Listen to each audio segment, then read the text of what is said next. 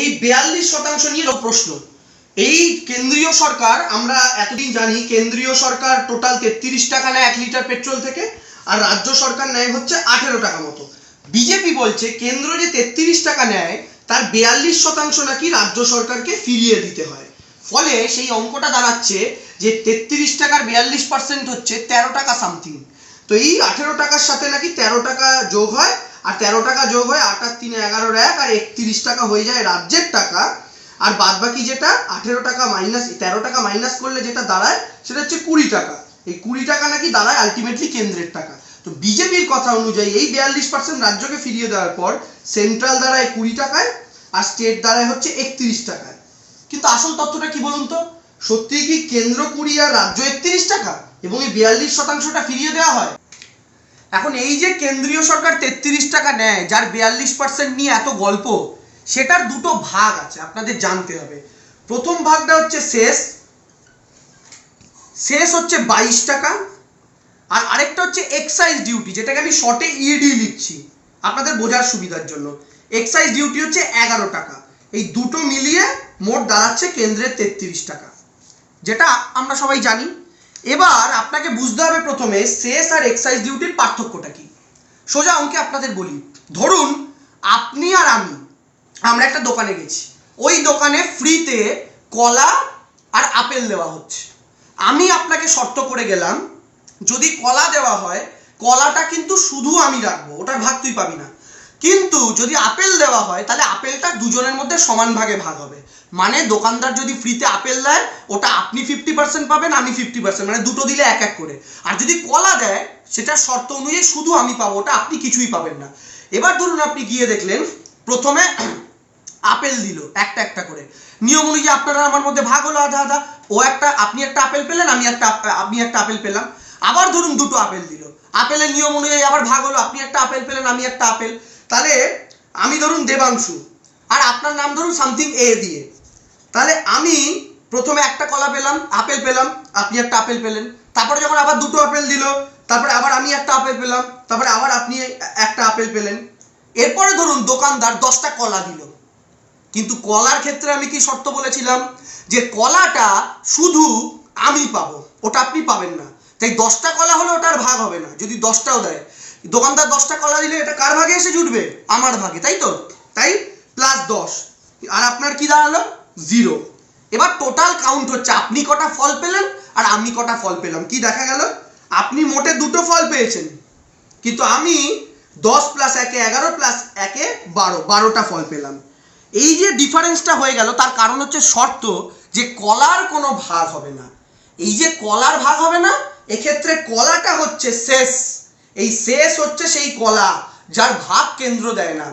শেষ বসানো মানে কোনো কিছুর ওপর তার টাকাটা পুরোপুরি কেন্দ্র পাবে, যার অর্থদশ কমিশনের নিয়ম অনুযায়ী 42% রাজ্যকে ফেরত দিতে হবে না। তাহলে কেন্দ্র তো প্রতি লিটার থেকে 22 টাকা তুলছে, এই 33 টাকার যে ভাগটা হচ্ছে। এবার এই যে এক্সাইজ ডিউটি, যেটা 11 টাকা, অর্থদশ কমিশনের নিয়ম অনুযায়ী এই 11 টাকার 42% রাজ্যকে দিতে হবে। কি বুঝলেন? এই 11 টাকার 42% দিতে হবে। এবার বোর্ডের নিচের দিকে আমরা আসুন। 11 টাকার 42% কত দাঁড়াচ্ছে? সাধারণ অঙ্ক আমরা করে দেখেছি 5 টাকা। যেহেতু এর 42% দিতে হবে, 22-এর নয়, তাই এর 11 টাকার এক্সাইজ ডিউটির 42% 5 টাকা, যেটা রাজ্য ফেরত পাবে। তাহলে কেন্দ্রের ছিল 33, আবার করি, সেন্ট্রালের 33, আর স্টেটের কত ছিল? 18। কেন্দ্রের 33 টাকা থেকে 5 টাকা রাজ্যে এলো, +5, কত দাঁড়ালো রাজ্য সরকার? 23। আর সেন্ট্রালের যেহেতু 5 মাইনাস হলো, ওই 11 টাকার 42% দিতে গিয়ে, তাই -5 হয়ে কেন্দ্রীয় সরকার দাঁড়ালো 28। এই যে কেন্দ্র 28, এটা 33, অর্থদশ কমিশনের নিয়ম অনুযায়ী যে ভাগটা হয় সেটাতেও দাঁড়াচ্ছে আলটিমেটলি কেন্দ্র 28, রাজ্য 23। এক্ষেত্রেও কেন্দ্র 5 টাকা বেশি পাচ্ছে। তাই বিজেপি নেতারা আপনাদের যেটা গোল খালাচ্ছে সেটা হচ্ছে এই গোটা 33 টাকার 42% ভাগ করে দিচ্ছে। আপনারা ওদেরকে বলবেন এই 33 টাকার মধ্যে 22 টাকা হচ্ছে এই কলার গল্প, যেটার ভাগ কেন্দ্র কাউকে দেয় না, আর এক্সাইজ ডিউটি হচ্ছে সেই আপেল যেটার ভাগ হবে রাজ্য আর কেন্দ্রের মধ্যে। আমি আপনি 50-50 করেছিলাম, ওরা রাজ্য আর কেন্দ্রের মধ্যে 42-58 করে। এবার আসল ধান্দায় আসুন, এই কি সত্যি 23 টাকা রাজ্য পায়? তাহলে এখন 42% ভাগ বটোয়ারা করার পর দাঁড়ালো যে কেন্দ্রীয় সরকার 28 টাকা পাচ্ছে প্রতি লিটার পেট্রোল, আমরা কিন্তু পেট্রোলের উপর হিসাবটা করছি, ডিজেল ধরছি না, ডিজেলে আরো খারাপ অবস্থা, আর স্টেট পাচ্ছে 23 টাকা। এবার আগেরটায় মনে আছে তো যে 11 টাকার 42% হয়েছিল, সেই কারণে 5 টাকা, তো 5 টাকাটা আমি লিখলাম যে 5 টাকাটা কেন্দ্র থেকে মাইনাস আর রাজ্যের সাথে যোগ হওয়ার পর রাজ্যের 18 টাকাটা 23-এ দাঁড়িয়েছে আর কেন্দ্রের 33টা 28-এ দাঁড়িয়েছে। এটা ক্লিয়ার সবার? এবার এই যে 5 টাকা দেওয়ার কথা, এটা কি কেন্দ্র দেয়? না, এখানেই আসল ফান্ডা। কেন্দ্র তাহলে কত দেয়? কেন্দ্র দেয় হচ্ছে প্রতি লিটার পেট্রোলে রাজ্যগুলোকে 75 পয়সা। তার মানে যে 5 টাকা দেওয়ার কথা, অ্যাকচুয়ালি কেন্দ্র প্রতি লিটার পেট্রোলে রাজ্যকে 75 পয়সা ভাগ দেয়, 5 টাকা দেয় না, যেটা নিয়ে সব রাজ্যগুলোর সাথে কেন্দ্রের ঝামেলা। সব রাজ্য, এমনকি বিজেপি শাসিত রাজ্যগুলো মুখ খুলতে পারে না, তাই বাকি সব রাজ্য একই কথা বলে। তাহলে অ্যাকচুয়াল হিসাব কি দাঁড়ালো? প্রথমটা সেন্ট্রাল ছিল 33, স্টেট ছিল 18, 42%-এর জায়গায় 75 পয়সা মাইনাস করুন 0.75, আর রাজ্যের সাথে প্লাস 0.75, কেন্দ্র দাঁড়ালো 32 টাকা 75 পয়সা, রাজ্য দাঁড়ালো 18 টাকা 75 পয়সা। এটা হচ্ছে অ্যাকচুয়াল ভাগ বাটোয়ারা যেটা হচ্ছে এই মুহূর্তে দাঁড়িয়ে। তার মানে বিজেপি প্রথম বোকাটা আপনাদের বানাচ্ছে এই গোটা 33 টাকার 42%-এর গল্প শুনিয়ে, যেটাতে কলা আপেলের ভাগটা করছে না, মানে সেস আর এক্সাইজ ডিউটির ভাগটা করছে না। আর দ্বিতীয় বোকা বানাচ্ছে আসলে ওরা কত টাকা দিচ্ছে, এটার পর তো আসে 5 টাকা পাওয়ার কথা, যেটা বিজেপি গোটা 33-এরই 42 করে দিচ্ছিল, ওটা অ্যাকচুয়ালি 11-ওর 42% হচ্ছে। কিন্তু 11-ওরও 42% দিচ্ছে না, কেন্দ্র আসলে দিচ্ছে 75 পয়সা। এখন কেন্দ্রীয় সরকার, এখন তো দাম বাড়ছে, যখন দাম স্থির থাকে তখন কি বোকামি করেছে জানেন? যে কারণে রাজ্যগুলোকে বঞ্চিত করা হয়েছে, আমাকে আপনাকে বঞ্চিত করা হয়েছে। কেন্দ্র কি করতো? একটা বাজেটে ঘোষণা করলো আজ থেকে পেট্রোলের ওপর কেন্দ্রীয় সরকার এক্সাইজ ডিউটি 2 টাকা কমালো, তারপরেই বললো 2 টাকা শেষ বাড়ানো হলো। আপনি আমি ভাবলাম কি এমন হলো, দাম তো বাড়লো না, কমলো আবার বেড়ে গেল। কিন্তু ব্যাপারটা বুঝুন, কেন্দ্র যখন এক্সাইজ ডিউটি 2 টাকা কমাচ্ছে আর শেষ 2 টাকা বাড়াচ্ছে +2, এটা -2, কি দাঁড়াচ্ছে আলটিমেটলি? কেন্দ্র শেষ 2 টাকা বাড়াচ্ছে, মানে রাজ্যকে যে টাকাটার ভাগ দিতে হবে না ওই টাকাটা কেন্দ্র বাড়াচ্ছে এক্সাইজ ডিউটি থেকে মাইনাস করে। কিন্তু আমি আপনি আদার ব্যাপারী, জাহাজের খোঁজ রেখে কি হবে? আমরা জানি 90 টাকার পেট্রোল 90 টাকাতেই পাচ্ছি, 2 মাইনাস হয়ে 2 প্লাস হলো, সরকার কোন খাত থেকে কোন খাতে ঢুকিয়েছে আমাদের জেনে কি হবে? কিন্তু সরকার কি করছে আপনাকে জানতে হবে। আপনার রাজ্য সরকারের যে প্রাপ্য ওই টাকাগুলোকে বঞ্চিত করার জন্য কেন্দ্রীয় সরকার এক্সাইজ ডিউটি কমাচ্ছে, সেস বাড়াচ্ছে। টোটাল দামে হয়তো এক আছে, কিন্তু বড় সমস্যা হচ্ছে রাজ্য সরকারগুলোর হাজার হাজার কোটি টাকা লোকসান হচ্ছে, কারণ এই পুরো শেষের 2 টাকাটাই কেন্দ্র পাচ্ছে। আর পেয়ে কি করছে? গুজরাটে সর্দার বল্লভভাই প্যাটেলের মূর্তি তৈরি হচ্ছে 3000 কোটি, আমার আপনার কি কলা? ওই কলা নয়, এটা অন্য কলা। কি হচ্ছে? সেন্ট্রাল ভিস্টা প্রজেক্ট করছে নরেন্দ্র মোদী 20,000 কোটি খরচ করে, দিল্লি সাজানো, ওতে আমার আপনার কি কলা? আমার আপনার কিচ্ছু যায় আসে না। এই 2 টাকাটা নিয়ে কেন্দ্র কি করছে? নরেন্দ্র মোদীর জন্য 8,500 কোটি খরচ করে প্লেন কিনছে, আমার আপনার কি কলা? কারণ তেলের দাম থেকে শুরু করে আমার আপনার মা বাবারা যে গ্যাস ব্যবহার করে 1000 টাকা দাম হয়ে গেছে, ডিমের দাম বেড়েছে, দুধের দাম বেড়েছে, সমস্ত নিত্য প্রয়োজনীয় জিনিসের দাম বেড়েছে শুধু পেট্রোল ডিজেলের জন্য। তাই নরেন্দ্র মোদী নিজের প্লেন কিনলেন না গুজরাটে মূর্তি বানালেন, আমার আপনার তো কিছু হবে না। কিন্তু এই টাকাটা আমার আপনার রাজ্য সরকারের থেকে লুট করার ফলে কি হচ্ছে? ফ্রি রেশনটা কিন্তু আপনাকে কেন্দ্র দেয় না, রাজ্য দেয়। ন্যায্য মূল্যে ওষুধ আপনাকে রাজ্য দেয়, হসপিটালে ফ্রি চিকিৎসা রাজ্য দেয়, স্বাস্থ্যসাথীর কার্ডের অপারেশন রাজ্য দেয়, কন্যাশ্রী রাজ্য দেয়, স্কুল রাজ্য বানায়, বই খাতা রাজ্য দেয়, সবুজ সাথীর সাইকেল রাজ্য দেয়। আপনার রাস্তাঘাট, মেন যে রাস্তা কলকাতা সহ গোটা রাজ্যে দেখছেন ঢালাই রাস্তা সব রাজ্য করে। ফলে রাজ্য থেকে বঞ্চিত হওয়া মানে আলটিমেটলি আপনার এলাকার উন্নয়নের গতি স্লথ হবে। এবার আপনাদের আরেকটি ইন্টারেস্টিং তথ্য বলি, যেটা বিজেপি আপনাদের কখনো বলবে না, শুনুন।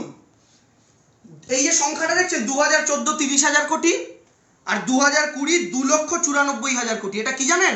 শুনলে চক্ষু চড়ক গাছ হবে। শুনুন, কংগ্রেস সরকার যখন ছেড়ে চলে যায় মনমোহন সিং এর সরকার, সেই 2014 সালে কেন্দ্রীয় সরকার পেট্রোল ডিজেল থেকে টোটাল রোজগার করেছিল 30,000 কোটি।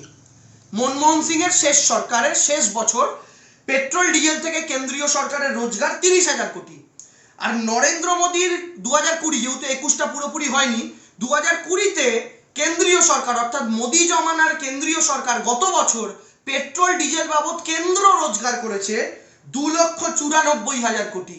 অর্থাৎ আপনি যদি পুরোপুরি রাউন্ড ফিগার করেন প্রায় 3 লক্ষ কোটি টাকা। অর্থাৎ এই সময় 30,000 কোটি, এই সময় 3 লক্ষ কোটি। আপনি বলুন তো তাহলে কার কমানো দরকার করের টাকাটা? বিজেপি একটা কথা বলছে, এই সময় মহামারী এসছে, এই সময় কি করে করা দরকার, কেন্দ্রের খরচ আছে, ঠিক। আচ্ছা, বাংলাদেশে আসেনি করোনা, শুধু ভারতে এসছে? পাকিস্তানে আসেনি করোনা, ভারতে এসছে? নেপালে আসেনি, শুধু ভারতে? শ্রীলঙ্কায় আসেনি, শুধু ভারতে? শ্রীলঙ্কা, বাংলাদেশ, নেপাল, মায়ানমার, ভুটান, প্রত্যেকটা দেশে ভারতবর্ষের থেকে অনেক কম দামে পাওয়া যাচ্ছে। এমনকি আমি তো বাংলাদেশে 75 টাকায় সম্ভবত পেট্রোল পাওয়া যাচ্ছে, আমি যতদূর দেখেছিলাম। আমি দামটা এখনো কনফার্ম বলতে পারবো না। প্রত্যেকটা দেশে কম। তাহলে সেই দেশগুলোকে কি করতে হয়েছে? প্রত্যেককে করোনা সামলাতে হয়েছে, সব দেশকে লকডাউন করতে হয়েছে, সব দেশকে মাস্ক, স্যানিটাইজার সব করতে হয়েছে, সব দেশকে অক্সিজেন প্ল্যান্ট বানাতে হয়েছে। বরং ভারতবর্ষ নিজের দেশে ভ্যাকসিন তৈরি করেছে। ভারত বায়োটেক বলুন বা সিরাম ইনস্টিটিউট, যে কোভ্যাক্সিন আর কোভিশিল্ড আমি আপনি নিচ্ছি, ওটা ভারতে তৈরি। কিন্তু পাকিস্তান, বাংলাদেশ, নেপাল, ভুটান এদেরকে ভ্যাকসিন কিনতে হয়েছে। এদের দেশে ভ্যাকসিন তৈরি হয়নি। এদের খরচাটা ভারতের চেয়ে অনেক বেশি, কিন্তু তা সত্ত্বেও এই দেশগুলোতে কম, ভারতে বেশি। কিসের বাহানায়? আর কোনোদিন শুনেছেন রাজ্য সরকার পেট্রোলের দাম বাড়িয়েছে? না, কেন্দ্রীয় সরকার বাড়িয়েছে। বিজেপির নেতাদের প্রশ্ন করুন তো, নরেন্দ্র মোদী যখন 2014 সালে বারবার পেট্রোল ডিজেলের দাম বাড়া নিয়ে প্রতিবাদ করতেন, তখন কি এটা মাথায় রেখে করতেন না যে রাজ্য সরকারগুলো নাকি দাম কমাচ্ছে না বলে, কর কমাচ্ছে না বলে করছে? আচ্ছা বাদ দিন, মমতা ব্যানার্জি নাকি কর কমায়নি, তাও জেনে রাখুন 1 টাকা 1 টাকা করে দিদি দুবার কর কমিয়েছে, কেন্দ্র একবার কর কমায়নি। মমতা ব্যানার্জি দুবার করার পর কেন্দ্র দুবার করুক? কেন্দ্র তো অনেক বেশি ট্যাক্স পায় রাজ্যের থেকে, করেনি, প্রথম কথা। আর দ্বিতীয় কথা, বিজেপি শাসিত তো আরো 20টার উপর রাজ্য আছে। কোন রাজ্য ট্যাক্স কমিয়েছে বলুন তো রাজ্য সরকার? সেসব রাজ্যগুলোতে সব 100 টাকার উপরে পেট্রোল। সেসব রাজ্যগুলো নিয়ে কোনো কথা বলছে না কেন ভারতীয় জনতা পার্টি? বিজেপি আরো একটা ভুল তথ্য দিচ্ছে, বলছে কংগ্রেস সরকারের সময় অয়েল বন্ড কেনা রাখা ছিল, আর সেই অয়েল বন্ডের জন্য এখন ভারত সরকারকে তার সুদ এবং আসলের টাকা দিতে গিয়ে নাকি পেট্রোল ডিজেলের দাম বাড়াতে হচ্ছে। এটা বলেছে তো, আপনারা শুনেছেন? আচ্ছা, অয়েল বন্ড বাবদ কত টাকা করে দিতে হয় ভারত সরকারকে জানেন? দেখুন, অয়েল বন্ড বাবদ ভারত সরকারকে বছরে 10,000 কোটি দিতে হয় আন্তর্জাতিক বাজারে। কত? 10,000 কোটি, তাই তো? 10,000 কোটিটা কখন? মাসে নয়, বছরে। কিন্তু এই তথ্যটার দিকে আরেকবার তাকান তো, এই যে এই তথ্যটা, কেন্দ্রীয় সরকার বছরে কত টাকা করে রোজগার করছে এখন? 2,94,000 কোটি। এটা আগে কত করতো? 30,000 কোটি। যখন আপনি 2,94,000 কোটি ইনকাম করছেন, সেখান থেকে তো আপনার 10,000 কোটি বছরে বন্ডের টাকা দেওয়া কোনো ব্যাপারই না। কারণ 2,94,000 কোটি থেকে যদি 10,000 মাইনাস করেন, তাহলেও 2,84,000 কোটি থাকছে, যেটাও কংগ্রেসের জমানার 30,000 কোটির চেয়ে অনেক গুণ বেশি। তাহলে এটা কোনো বাহানাই নয়। কারণ আপনার মাসে 1 লাখ টাকা খরচ, আপনি কেন আপনার সন্তানকে পড়াশোনার ফিস দিতে পারছেন না, এই অজুহাত তো আশা করি আপনি এটা দেবেন না যে আপনাকে রোজ একটা করে লজেন্স কিনে খেতে হয় সেই কারণে। এটা তো হতে পারে না। আর যে 1 লাখ টাকা রোজগার করে তার জন্য 1 টাকার লজেন্স কখনো 200 টাকার সন্তানের পড়াশোনার বাহানা হতে পারে না। ঠিক সেভাবেই যদি 30,000 টাকা রোজগার থাকতো এখনো কেন্দ্রীয় সরকারের, আমি মানতে পারতাম 10,000 কোটি ইলেকটোরাল বন্ডের টাকা দিয়ে কেন্দ্রের অনেক ক্ষতি হবে, কারণ মাত্র 20,000 কোটি বাঁচবে। কিন্তু এখন তো মোদিজি 2,94,000 কোটি ইনকাম করেন, সেখান থেকে 10,000 কোটি দিলেও তো কিছুই না, হাতের ময়লা। তার মানে এই অয়েল বন্ডের কথাটাও সম্পূর্ণ রকমের মিথ্যা, মিথ্যা এবং মিথ্যা। বিজেপির লোকেদেরকে বলবেন, এই পশ্চিমবঙ্গকে শেষ 14 মাসে আমাকে আপনাকে যা সামলাতে হয়েছে ওদের কাউকে হয়নি। করোনার প্রথম ওয়েভ গোটা দেশের সাথে বাংলা সামলেছে 2020-তে। আমফান কেবল বাংলাকে সামলাতে হয়েছে 2020-তে। 240 বছরের সবচেয়ে বড় ঝড় আমার দাদুর দাদুর দাদুর দাদুও দেখেনি। কোভিডের দ্বিতীয় ওয়েভ গোটা দেশের সাথে বাংলাকে সামলাতে হয়েছে। আবার ইয়াস, যেটা মেজর, শুধু বাংলাকে সামলাতে হয়েছে। তার মানে করোনা 1, আমফান, করোনা 2, ইয়াস, এই 4টে সমস্যাকে সামলানোর পর বাংলার সরকারের ট্যাক্স বাড়ানো উচিত ছিল পেট্রোল ডিজেলে, বাংলার সরকার বাড়ায়নি। তাই দেশের প্রয়োজনে বাড়াতে হয়েছে, এই কুযুক্তিটা বিজেপির নেতারা দেবেন না। যদি দেনও তাহলে প্রশ্ন করবেন, আচ্ছা গ্যাসে তো কোনো রাজ্য সরকারের ট্যাক্সের ব্যাপার নেই, তো এই মুহূর্তে দাঁড়িয়ে 900 টাকার কাছাকাছি রান্নার গ্যাসের দাম কেন বলুন তো? এই মুহূর্তে দাঁড়িয়ে গোটা দেশে ডিমের দাম বাড়ছে কেন, গোটা দেশে দুধের দাম বাড়ছে কেন? রাজ্য সরকার তাও বলেছে কেন্দ্র বাড়ালেও রাজ্য 2 টাকা বাড়াবে না দুধের দাম। রাজ্য সরকারের মন্ত্রী কদিন আগে বলেছেন সব জিনিসের মার্কেটে সবজির বাজারে আগুন। কেন? কারণ শুধু পেট্রোল ডিজেলের দামের জন্য। তাহলে গ্যাসের টাকাটা কেন বাড়াচ্ছেন মোদিজি? আর আপনারা যারা গ্যাস কিনছেন সত্যি করে বলুন তো, গ্যাসের ভর্তুকির টাকাটা আর ব্যাংকে ঢোকে? কত টাকা ঢোকায় নরেন্দ্র মোদিজি? এভাবে কেন্দ্রীয় সরকার পরস্পর আমাকে আপনাকে বোকা বানানোর একটা রাজনীতি করে চলেছে। এই ছোট অঙ্কের মাধ্যমে আপনাদেরকে বোঝানোর চেষ্টা করলাম। 1 নম্বর বোঝালাম যে সেস আর এক্সাইজ ডিউটির তফাৎ, এই দুটোর মাধ্যমে বিজেপি কিভাবে আপনাকে বোকা বানাচ্ছে, কোন টাকাটা আসলে দেওয়া হয়। দ্বিতীয় আপনাদের বললাম আসলে 42% দেওয়া হয় না, মানে এক্সাইজ ডিউটির 11.5%, মানে 11-42% যেটা 5 টাকা হয়, সেই 5 টাকা দেওয়া হয় না, আসলে 75 পয়সা দেওয়া হয়। এছাড়াও আর কি বললাম, ইউপিএ জমানায় কত টাকা আয় হতো পেট্রোল ডিজেল থেকে, এই সময় কত টাকা আয় হয়। আর চতুর্থ কি বললাম, বিজেপি সরকার যে বারবার বলছে এই মহামারীর কারণে এত খরচ, তাই সরকারকে টাকা তুলতে হচ্ছে, এটাও বোঝালাম যে আমাদের পারিপার্শ্বিক দেশগুলোতেও এসছে কিন্তু কোনো জায়গাতে বাড়াতে হয়নি। এবং শেষ, গ্যাসের দাম, যেটার পেছনে রাজ্য কেন্দ্রের যুক্তি খুঁজে পায় না ওরা, তা সত্ত্বেও গ্যাসের দামটা কেন বাড়ছে নরেন্দ্র মোদী বোঝাতে পারছেন না। তো আপনাদের কাছে অনুরোধ করব, সচেতন থাকুন, সজাগ থাকুন, এবং বিজেপির এই যে নোংরা ওদের আইটি সেলের মিথ্যা প্রচার, সেই প্রচার থেকে দূরে থাকুন। ভিডিওটা ভালো লাগলে শেয়ার করুন, লোককে সচেতন করুন। জয় হিন্দ, বন্দে মাতরম।